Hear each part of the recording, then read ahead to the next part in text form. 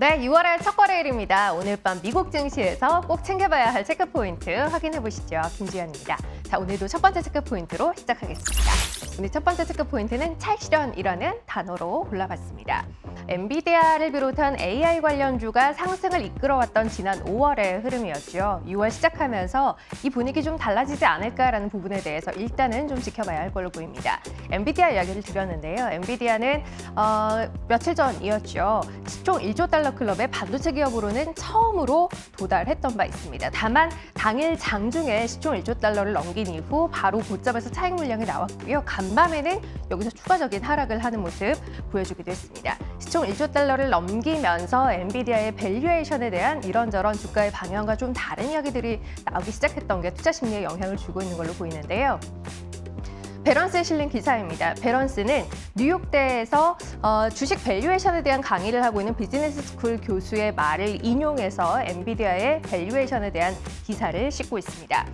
이 교수는 엔비디아는 화요일까지 내 포트폴리오에 들어 있었지만 이제는 제외했다라고 이야기를 했는데요. 그는 현재 AI 칩 시장의 규모가 250억 달러 규모이고 이 안에서 엔비디아가 차지하는 시장 점유율은 80%에 달한다라고 이야기했습니다. 가장 낙관적인 전망하에서 이 시장의 규모가 10년 안에 3,500억 달러까지 커지고 엔비디아가 그 안에서 시장 점유율 100%까지 차지한다고 하더라도 주당 400달러라는 가격은 정당화되기 힘들다라는 이야기를 그는 덧붙였는데요. 가격이 너무 비싸다라는 이야기이죠. 이 주장에 설득력이 있든 없든 어쨌든 시장은 이 밸류에이션에 대한 논란을 일부 주가에 반영했다라는 게 팩트일 겁니다. 보시면 전날 400달러 넘겼던 엔비디아 주가는 간밤에 6% 가까이 하락하면서 378달러대까지 다시 떨어졌습니다. 올 들어서 무려 164% 오른 바 있어요. 향후 엔비디아 주가 추이 조금 더 관심 있게 지켜봐야 할 걸로 보이고요. 엔비디아 이외에도 AI 관련된 종목들 엔비디아와 함께 힘을 받는 모습 최근에 볼 수 있었습니다. 그 가운데 가장 눈에 띄었던 종목 하나 있죠. C3AI입니다. 올 들어 무려 260% 이상 올라와 있는 종목인데요. 이 종목 역시 눈여겨봐야 할 것 같습니다. 간밤 장 마감 이후에 우리 시각으로 오늘 새벽이었죠. 실적을 발표했습니다.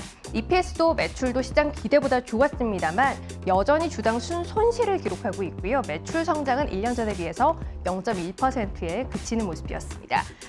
앞으로에 대한 가이던스 역시 마찬가지예요. 여전히 연간으로 영업 손실을 기록할 걸로 예상하고 있고요. 매출 성장은 기대보다는 크지 않을 거다라는 가이던스를 내놓기도 했어요. 이와 함께 시간의 거래에서 무려 22% 하락했습니다.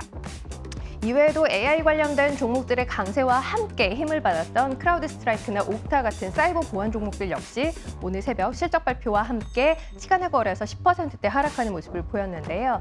AI 관련된 종목들이 시장을 이끌었던 지난 5월이었고 그 영향에 나스닥 지수가 월간으로 거의 6% 올랐던 한 달이었습니다. 때문에 5월 마지막 거래일 이들이 보여줬던 차익 실현의 움직임이 6월 시작하면서 계속되는지 여부 향후 시장의 방향에 있어서 꽤 중요한 포인트가 될 것 같습니다. 자, 바로 두 번째 체크 포인트로 넘어가도록 하죠. 경제 지표입니다.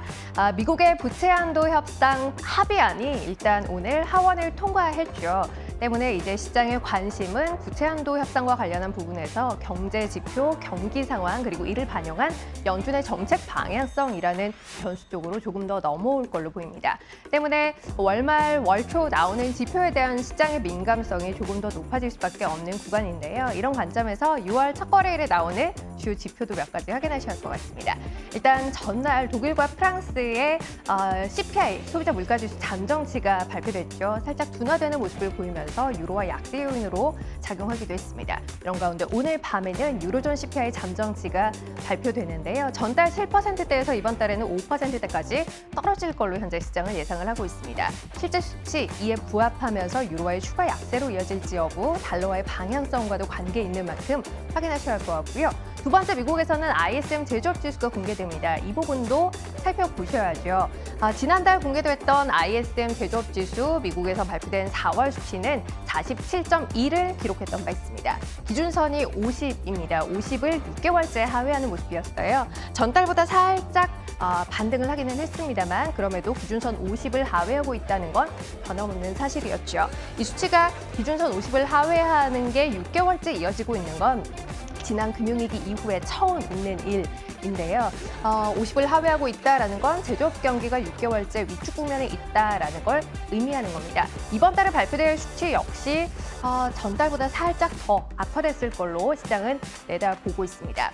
오늘 우리나라에서 지난달 수출이 공개가 됐죠. 수출 실적 역시 두 자릿수대 감소를 보였습니다. 부진한 상황 이어지고 있는데요. ISM 제조업 지수 그리고 우리나라의 수출입 지표는 굉장히 상관관계가 높은 만큼 우리나라 시장 보는 입장에서도 확인하셔야 할 만한 지표가 아닐까 싶습니다. 자, 이외에 주말에 고용보고서 발표 앞두고 있습니다. 이 앞두고서 오늘 저녁에는 ADP 민간 고용이 발표되고요. 주간 신규 실업장 청구 건수도 공개될 예정입니다. 이외에 챌린저 잡컷도 발표되니까 고용시장 동향 체크한다라는 관점에서 확인하시면 좋겠습니다. 오늘 밤 미국 증시 체크 포인트였습니다.